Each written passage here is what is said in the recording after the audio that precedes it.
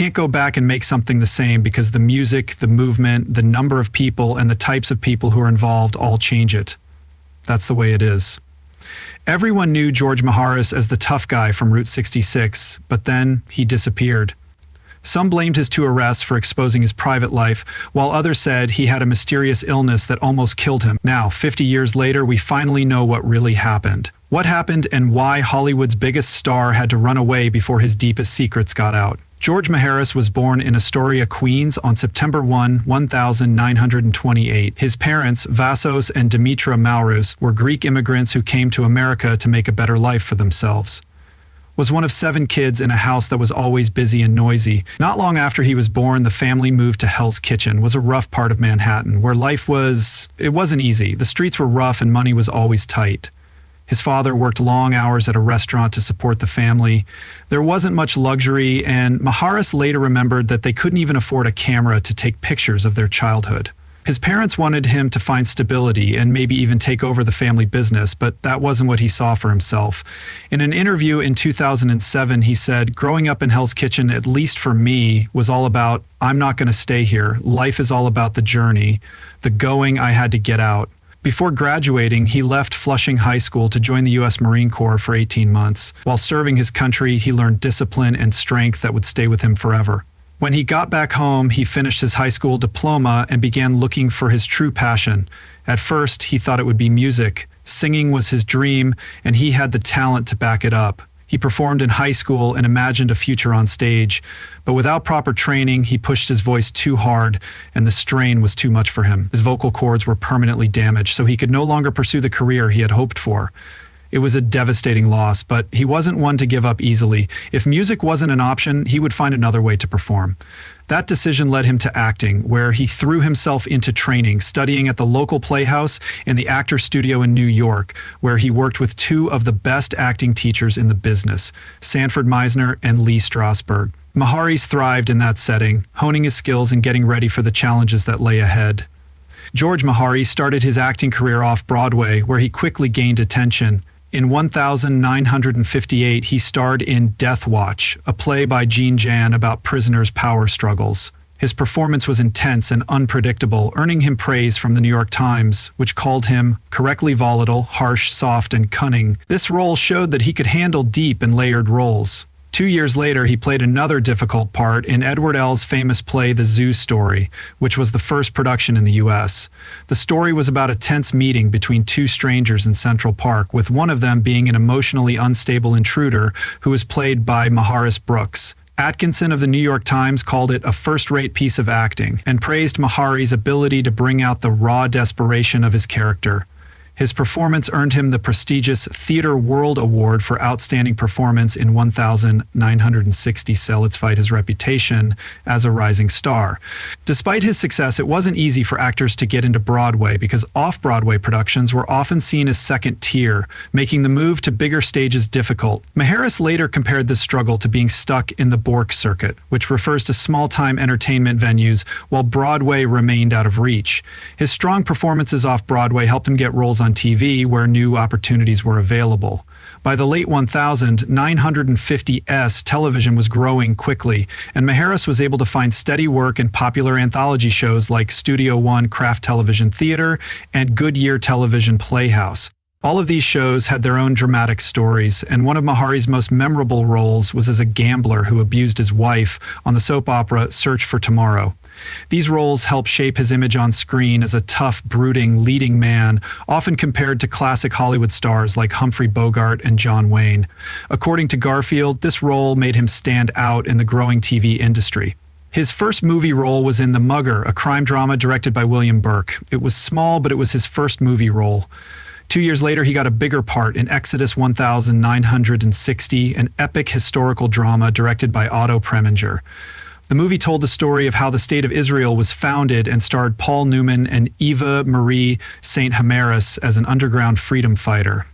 The movie Exodus, which starred some of Hollywood's biggest stars, was both a commercial and political success. It was a big part of ending the Hollywood blacklist by hiring the blacklisted screenwriter Dalton Trumbo, which was a risky and controversial move at the time. In 1960, George Maharis became famous when he was cast as Buzz Murdoch on Route 66.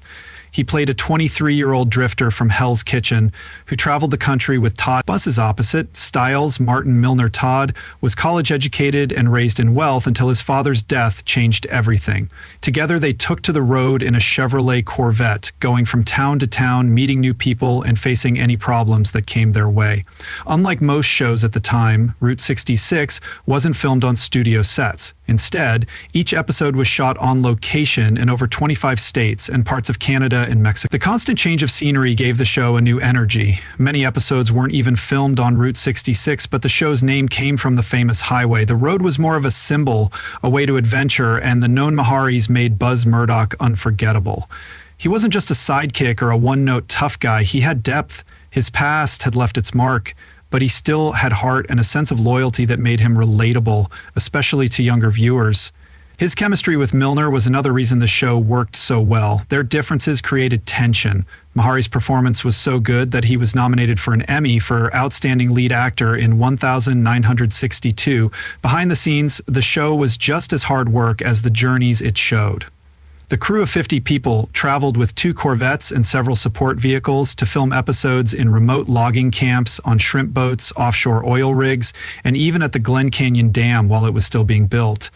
The show also featured rising stars like Robert Redford, James Caan, and Robert Duvall. And Alan Alda. The production schedule was brutal, and scripts were sometimes not finished when filming started. 6-day work weeks turned into 7, and some days went on for up to 16 hours. Maharis worked as long as he could, but he got hepatitis in 1962 and blamed the hard work and harsh conditions, like the time he spent hours filming in freezing water. He came back after getting better, but tensions were already rising. Maharis asked for a lighter schedule, but the producers refused. Maharis got infectious hepatitis, a serious illness that sent him to the hospital, but the hard work of filming Route 66 had already worn him down. Each episode was filmed in a different location across the country. Some shoots were brutal. For example, Maharis had to stand in a cold pool for hours in the winter, and another had him wade through freezing water off Catalina Island. He tried to push through, but when he went back to work too soon, his condition got worse. His doctor warned him that if he didn't get better, he didn't slow down, and it could have cost him his life. He had to leave the show. Later, Maharis talked about how serious the situation was, saying, "If I keep going at this rate, I'm a fool. Even if you have $4 million in the bank, you can't buy another liver." He wanted to protect his health, but the producers thought he was lying about being sick to get out of his contract. Executive producer Herbert B. Leonard thought Maharis wanted to leave Route 66 to start a film career. Producers were already fighting over the show's direction and Maharis' growing dissatisfaction with his working conditions. At the same time, rumors began to spread about Maharis' personal life. In the early 1960s, being gay in Hollywood was bad for your career, and some people think that the producers tried to keep his private life out of the press, which may have made them even less trusting of him. The legal battle that followed was intense, and producers tried to stop Maharis from appearing on other shows, including The Ed Sullivan Show, saying that Maharis fought back and eventually won in court. His contract was thrown out, allowing him to pursue other opportunities. The drama didn't end there. Maharis and the producers took their fight to the press. Leonard and his team said he quit the show at its peak for selfish reasons. Maharis said they made him work 14 to 16 hours a day despite medical warnings. Fans had mixed feelings about him. Some saw him as an actor who had been overworked and mistreated. Others thought he had walked away. In spite of what the public thought, Route 66 never recovered without Maharis. When Glenn Corbett replaced him in Season 4, the show lost the chemistry that made it so popular. In March 1964, the show's ratings dropped and it was canceled. Even Martin Milner admitted that directors often told Corbett to copy Maharis' mannerisms, which showed how much the show had relied on him.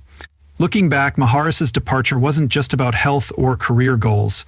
In the early 1960s, Hollywood was a harsh place to work, with strict hours, contract disputes, and unspoken rules about personal lives. George Maharis' story is a reminder that fame always comes with a cost.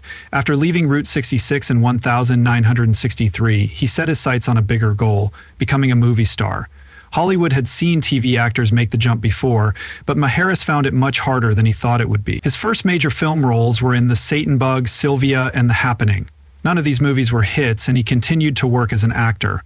The Satan Bug seemed like the most promising of these movies. It was directed by John Sturges, who was also responsible for The Magnificent Seven and The Great Escape, and it had all the makings of a thrilling thriller. Maharis played Lee Barrett, a former intelligence agent who was trying to stop a stolen bioweapon that could wipe out humanity. The film had cutting-edge cinematography, including a stabilized camera mount for helicopter shots that was new at the time, but it didn't help at all. It didn't do well at the box office, and critics didn't care either. Later that year, Sylvia came out, a melodrama about a rich man hiring an investigator to look into the past of his fiancée. Maharis played the investigator, but the movie never caught on. Then, in 1967, Happening came out, an attempt to appeal to the counterculture movement. It had a young cast, a crime story with a comedic twist, and even a theme song by the Supremes, but it didn't do well, leaving Maharis without a major hit by the end. In the 1960s, his movie work had slowed down, so he went back to not in 1970. Maharis starred in the TV show The Most Dangerous Game, which followed a group of criminologists as they tried to solve complicated murders. He played Jonathan Croft, along with Ralph Bellamy in IET Memo. The idea had potential, but the show only ran for one season before being canceled. Another door had closed. During the 1970s and 1980s, Maharis stayed in the business but never regained the fame he had in his Route 66 days. He had guest roles on popular shows like Mission. In addition to roles in Impossible, Fantasy Island, and Murder, She Wrote, he also did stage productions and nightclub acts to keep his career going. But his problems weren't just with failed projects. In 1967, he was arrested in a men's bathroom in Hollywood after a Vice Squad officer accused him of making advances, which led to charges of lewd conduct. He pleaded guilty later that year, but almost right away the news turned against him. This was during a time when being gay in Hollywood wasn't just looked down upon, it was career suicide. Maharis's career was ruined by this incident. 7 years later, in 1974, it happened again. This time he was arrested at a Los Angeles gas station restroom with a male hairdresser named Perfecto. They were both charged with committing a sex act. Maharis was 46 at the time, and the charge was called sex perversion. He was released on bail, but the damage had already been done. It wasn't just another tabloid story, it was the last straw in Maharis's mainstream career. This was a time when homosexuality wasn't just looked down upon, it was illegal. Being outed could mean losing everything. The American Psychiatric Association still considered homosexuality a mental disorder until 1973, and openly gay actors were often blacklisted or forced into anonymity. Maharis never spoke out about his sexuality in public, but his arrest said more than any words he could have said. The leading roles he used to have in movies and TV shows stopped calling him. Before he was arrested, there were already rumors about his personal life, and some even thought that his leaving Route 66 had something to do with it. He had officially left because of health problems, but Hollywood was a place where rumors spread quickly, and now that his arrests were public, there was no getting away from the rumors.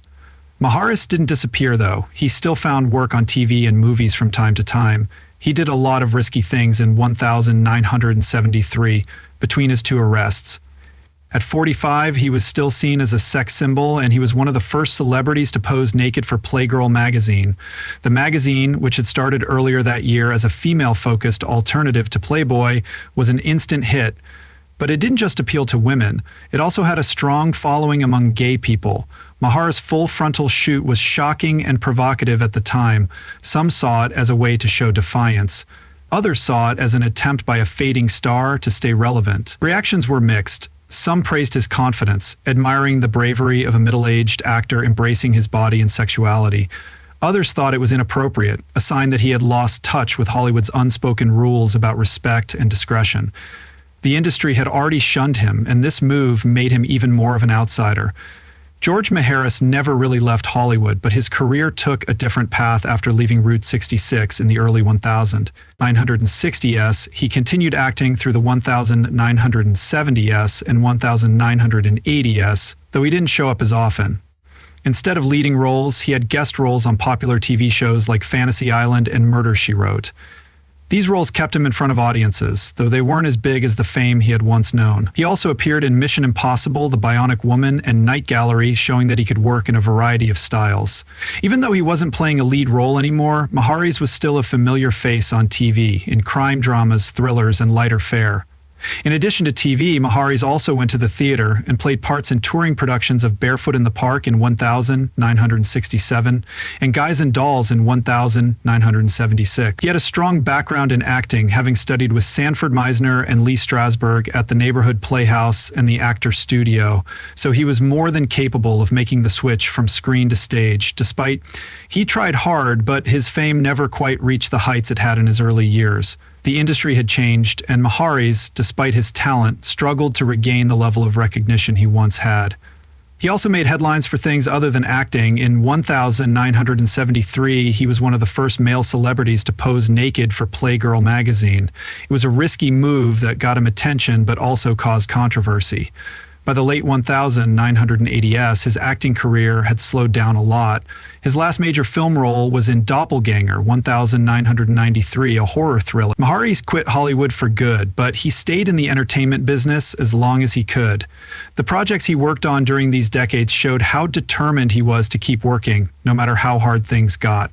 One of his most memorable later roles was as Count Melon in The Sword and the Sorcerer, 1982, a cult fantasy film directed by Albert Pond about a resurrected warlock who helps a prince reclaim his throne.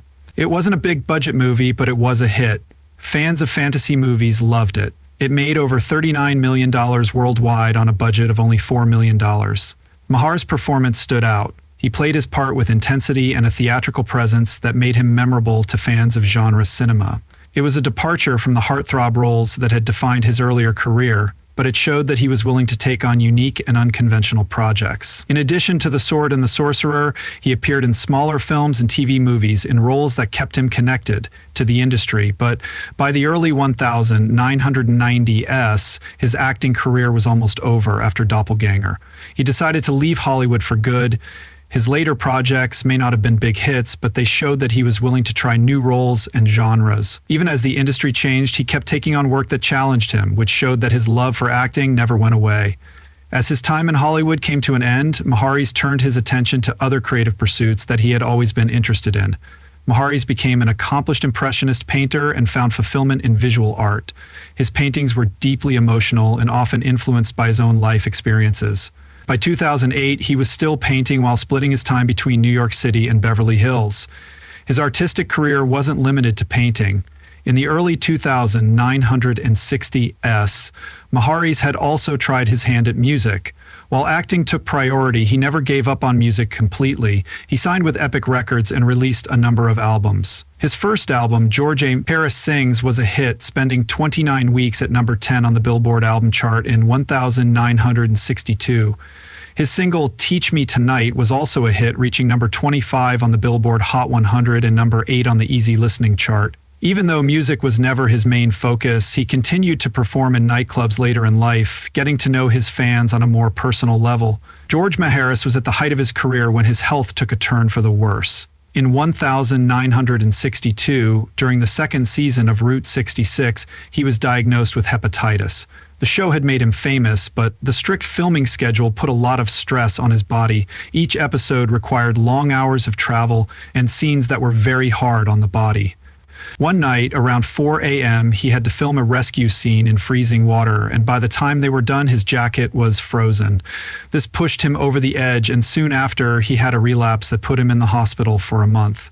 When he went back to work, it was clear that things couldn't go on as they were. His doctor had warned him that if he kept pushing himself, his liver could become permanently damaged, and if he didn't listen, it could cost him his life. Maharis had no choice but to leave the show in the middle of its third season. Worse, Route 66 was one of the most popular TV shows, and his role as Buzz Murdoch made him a star. Fans were shocked when he quit, and rumors began to fly. Some thought he had lied about his illness to get a movie role, while others said he was difficult to work with. Maharis strongly denied these claims, pointing to his medical records as proof.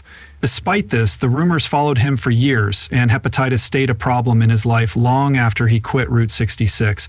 In a 1963 interview, he talked about how he had to rethink everything because of his illness. He said that he knew that no amount of success was worth his health, but even though he took better care of himself, he never fully escaped the effects of the disease. Decades later, when he died on May 24, 2023, at age 94, hepatitis complications were cited as a factor in his career, but the public didn't know how hard things were for him at the time of his death.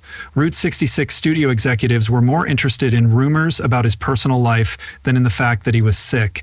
Producers called him unreliable, and some even asked if he was sick at all. The truth was that his illness made it impossible for him to keep up with the show's fast pace, but in an industry that expected endurance at all costs, Maharis faced more criticism than understanding.